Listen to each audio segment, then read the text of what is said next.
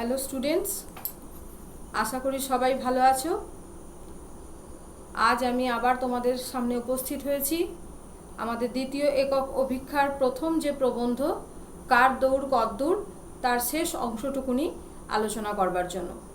ইতিমধ্যে তোমরা এই প্রবন্ধের প্রথম এবং দ্বিতীয় যে পাঠ, সেই দ্বিতীয় পাঠে জেনেছো যে এই বিশ্বব্রহ্মাণ্ডে এককোষী জীব থেকে শুরু করে উচ্চতর বহুকোষী জীব কিভাবে তাদের দেহের একটা অংশকে ক্ষণিকের পা হিসাবে বা গমনাঙ্গ হিসাবে তারা এক স্থান থেকে অন্য স্থানে ঘন্টায় কত কিলোমিটার গতিবেগে পথ অতিক্রম করছে।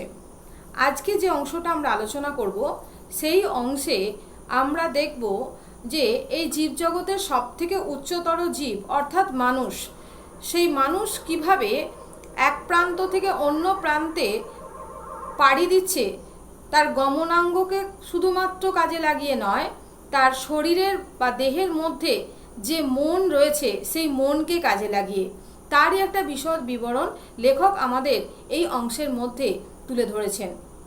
তোমরা প্রত্যেকে পাঠ্যাংশের দিকে তাকাও। লেখক বলছেন, বাইরের চলাটা আসল নয়, এ পৃথিবীতে সব চলার মাঝে যা সত্যকারের চলা তা হলো মানুষের নিজের চলা তার মন ভূমির মধ্যে। মানুষের মনের গতিবেগ আলোর গতিসম্পন্ন, ঘন্টায় 1,86,000 মাইল। তার কোথাও যেতে নেই মানা। ক্রমবিকাশের দুস্তর পথ পেরিয়ে মানুষ এমন মন পেয়েছে। তাহলে যে মনকে কাজে লাগিয়ে মানুষ এক প্রান্ত থেকে অন্য প্রান্তে খুব দ্রুত গতিতে এগিয়ে চলেছে এবং তার গতিবেগ প্রায় আলোর গতিবেগের সম্পন্ন বা সমান, যার গতিবেগ হচ্ছে ঘন্টায় 1,86,000 মাইল। এই গতিবেগে মানুষের মন কিন্তু খুব দ্রুত এক স্থান থেকে অন্য স্থানে পৌঁছে যেতে পারে। এই মন মানুষ দীর্ঘ পথ অতিক্রম করে তবেই কিন্তু পেয়েছে। মনকে চালাবার ক্ষমতাও মন তার রথ, মন রথ অবাধ। তাহলে মনকে চালাবার ক্ষমতা মানুষের রয়েছে এবং সেই মন হচ্ছে রথের মতন, মানে রথে চড়ে যেমন এক প্রান্ত থেকে অন্য প্রান্তে খুব সহজে পৌঁছে যাওয়া যায়, ভ্রমণ করা যায়, তেমনি এই মন রূপী যে রথ, সেই মন রূপী রথে চড়েও কিন্তু খুব অল্প সময়ের মধ্যে এক প্রান্ত থেকে অন্য প্রান্তে খুব সহজেই পৌঁছে যাওয়া যায়। এবং মনের চলার পথ কিন্তু অবাধ, মানে যেখানে খুশি যখন খুশি মন কিন্তু পৌঁছে যেতে পারে। সেই অর্থেই এখানে অবাধ শব্দটি ব্যবহার করা হয়েছে। ক্রমবিকাশের দুস্তর পথ পেরিয়ে মানুষ এই মন পেয়েছে। এছাড়াও ক্রমবিকাশের ইতিহাসে আরেকটি জীবের কথা বা প্রাণীর কথা আমরা এখানে জানব, সেটা হচ্ছে ঘোড়া। সেই ক্রমবিকাশের দীর্ঘ পথ অতিক্রম করে ঘোড়ার আজকের যে পরিবর্তিত খুর সেটা কিন্তু রূপান্তরিত হয়েছে। অর্থাৎ পূর্বে ঘোড়ার কিন্তু এই খুর ছিল না। পূর্বে ইতিহাস থেকে জানা যায় যে ঘোড়ার কিন্তু 5 আঙুল বিশিষ্ট তার হাত পা ছিল। সেই 5 আঙুল বিশিষ্ট হাত পার মধ্যে 5টি আঙুলের মধ্যে কেবলমাত্র মাঝের আঙুলটি থাকে এবং বাকি আঙুলগুলো অদৃশ্য হয়ে যায়। এই মাঝের আঙুলটি পরবর্তীকালে খুর, মানে যেটাকে আমরা আজকে খুর বলে থাকি। তাহলে খুর কি? তোমাদের একটি বাক্যে একটা প্রশ্ন কিন্তু বারবারই এসেছে যে খুর বলতে কি বোঝো বা খুর কাকে বলে। তাহলে আমরা সেক্ষেত্রে এটার একটা উত্তর লিখতে পারি যে ক্রমবিকাশের পথ অতিক্রম করে বা দীর্ঘ সময় অতিক্রম করে আসার পর ঘোড়ার পায়ে যে 5টা আঙুল ছিল সেই 5টা আঙুলের মধ্যে মাঝের আঙুলটি কেবল থেকে যায়, বাকি আঙুলগুলি অদৃশ্য হয়ে যায়। এই মাঝের আঙুলটি বর্তমানে খুরে পরিণত হয়েছে বা যাকে আমরা খুর বলতে পারি। ঘোড়দৌড়ের মাঠে ঘোড়া ধুলো ওড়িয়ে চমক লাগিয়ে ছুটে চলে যায়, কিন্তু মনের দৌড়ে ঘোড়া তত কিছু নয়।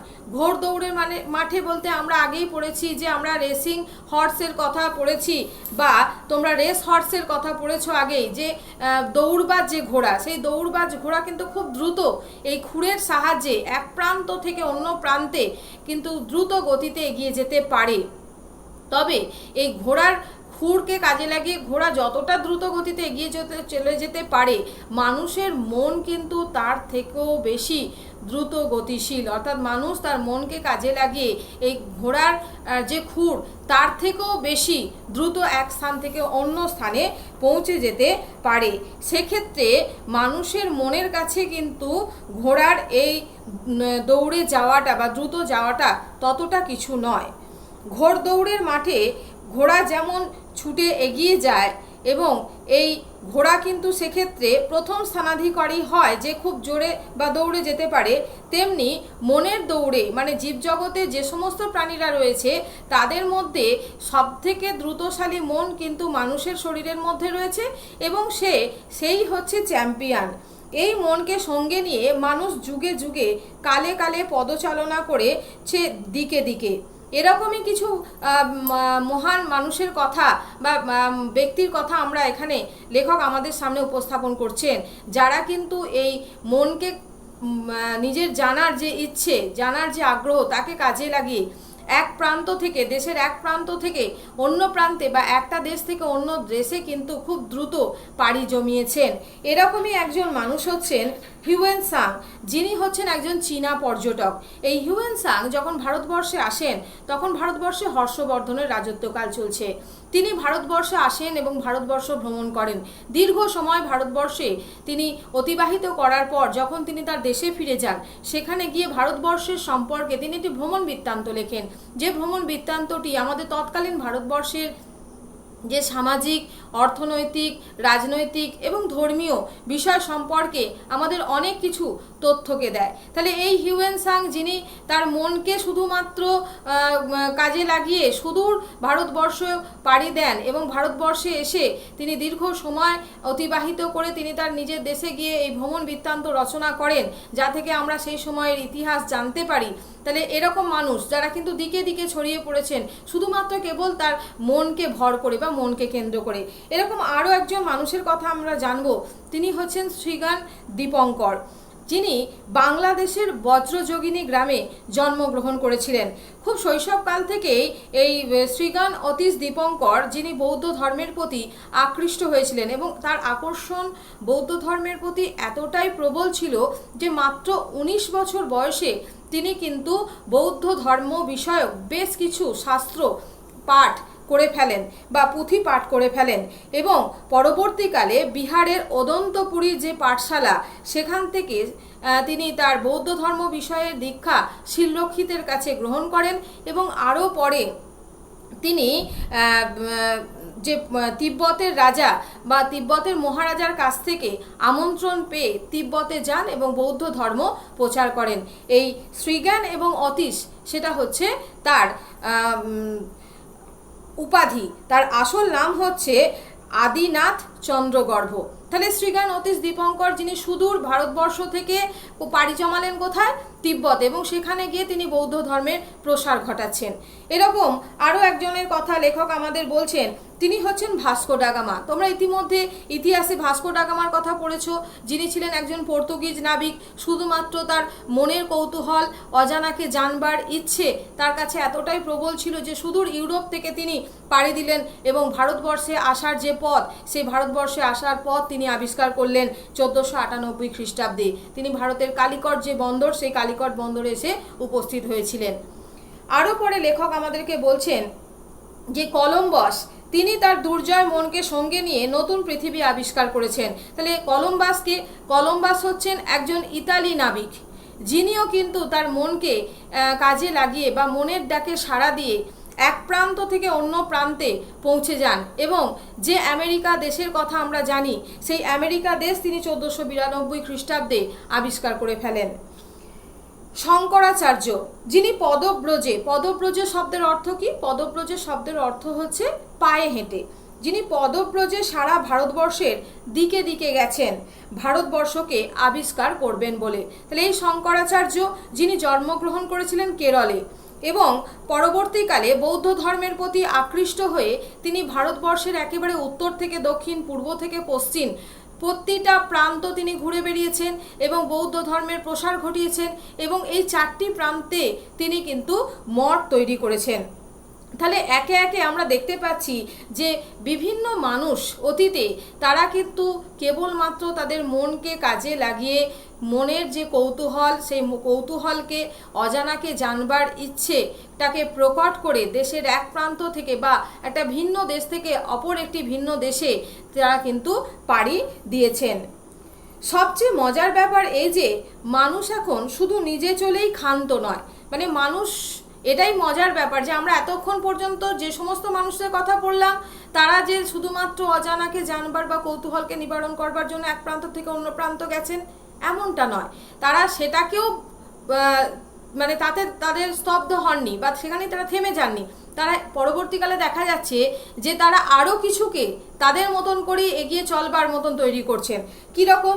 যেমন তিনি বলছেন যে অন্য সব কিছুকে চালাতেও কিন্তু তারা সমান উৎসুক, যেমন জাহাজ, রেল, প্লেন, জেট। দেখো যে দ্রুতগামী যানগুলোর কথা আমরা বলছি, তাহলে মানুষ তার মন দৌড়াচ্ছে, মানুষ নিজে তার গমনাঙ্গকে নিয়ে এক প্রান্ত থেকে অন্য প্রান্তে গমনাঙ্গের সাহায্যে এগিয়ে চলেছে, কিন্তু তাতেই কিন্তু মানুষ শান্ত হয়ে যায়নি। তারপরেও কিন্তু মানুষ অন্যান্য এরকম অনেক জিনিসকে এক প্রান্ত থেকে অন্য প্রান্তে খুব দ্রুত নিয়ে যাওয়ার যে অভিপ্রায়, যে ইচ্ছে, সেটাকে আরও প্রকট করছে। এবং তারই ফলস্বরূপ আমরা যে জাহাজ, আমরা যে জেট প্লেন দেখতে পাচ্ছি, রেল দেখতে পাচ্ছি, এগুলো সব দ্রুতগামী যান, খুব সহজে এক প্রান্ত থেকে অন্য প্রান্তে পৌঁছে যাচ্ছে। এখন মানুষ আকাশটাকে নতুন করে ঘোড়দৌড়ের মাঠ করে তুলেছে। সেখানে সে নতুন বাজি ধরেছে যে সে ত্রিভুবনেশ্বর হবে, স্বর্গ মর্ত তোলপাড় করবে। তাহলে আকাশটাকে মানুষ কি করছে? ঘোড়দৌড়ের মাঠ করে তুলেছে। ঘোড়দৌড়ের মাঠে কি হয়? ঘোড়ারা মাঠের মধ্যে দৌড়ায়। আমরা জানি বিভিন্ন দিক থেকে অনেক সংখ্যক ঘোড়া এক প্রান্ত থেকে অন্য প্রান্তে দৌড়ে চলেছে। তাহলে আকাশেও আমরা দেখতে পাবো একদিক থেকে অন্য দিক বা উল্টো দিকেও কিন্তু আমরা দেখতে পাবো যে এই প্লেন, তারপরে তোমার যে হেলিকপ্টার, বিভিন্ন এই সমস্ত উড়োজাহাজ, সেগুলো কিন্তু আকাশে এক প্রান্ত থেকে অন্য প্রান্তে উড়ে চলেছে এবং এমনভাবে, এবং তাদের যে গমনের পথ সেটা কিন্তু এই ভূমি বা স্থলভাগ থেকে তৈরি হচ্ছে এবং স্থলভাগ থেকে উড়ে গিয়ে আকাশপথে তারা ধাবিত হচ্ছে এবং পরবর্তীকালে আবার তারা স্থলভাগে নামছে। অর্থাৎ দেখা যাচ্ছে যে লেখক এখানে বলছেন যে যেন তারা ত্রিভুবনেশ্বর হবে, অর্থাৎ স্বর্গ, মর্ত, পাতাল, মানুষ যেন সব দিকটাকে জয় করতে চাইছে। সেই কারণেই লেখক এই জায়গাটাকে বলছেন। তাই জীবনের 440-তে মানুষ বিশ্বকীর্তি স্থাপন করেছে। কিন্তু ক্ষণিকের পা দিয়ে, কেউ শিলিয়া দিয়ে, কেউ দাঁড়া দিয়ে, নানা রকমের পা দিয়েই সবাই চলেছে। তাহলে এই বিশ্ব চরাচরে, বিশ্ব ব্রহ্মাণ্ডে, জীবজগতের যে সমস্ত জীবকুল রয়েছে তারা কিন্তু বিভিন্নভাবে বিভিন্ন অঙ্গকে কাজে লাগিয়ে, কেউ বা ক্ষণিকের পা, দেহের একটা অংশকে কাজে লাগাচ্ছে, কেউ বা দাঁড়ার সাহায্যে, কেউ বা সিলিয়ার সাহায্যে এক প্রান্ত থেকে অন্য প্রান্তে এগিয়ে চলেছে। চারিদিকে সবাই ছোটাছুটি করছে। কিসেরে জয়যাত্রা, কিসেরে তড়া। পৃথিবীটাও পাগলের মতো হন হন করে ছুটে চলেছে।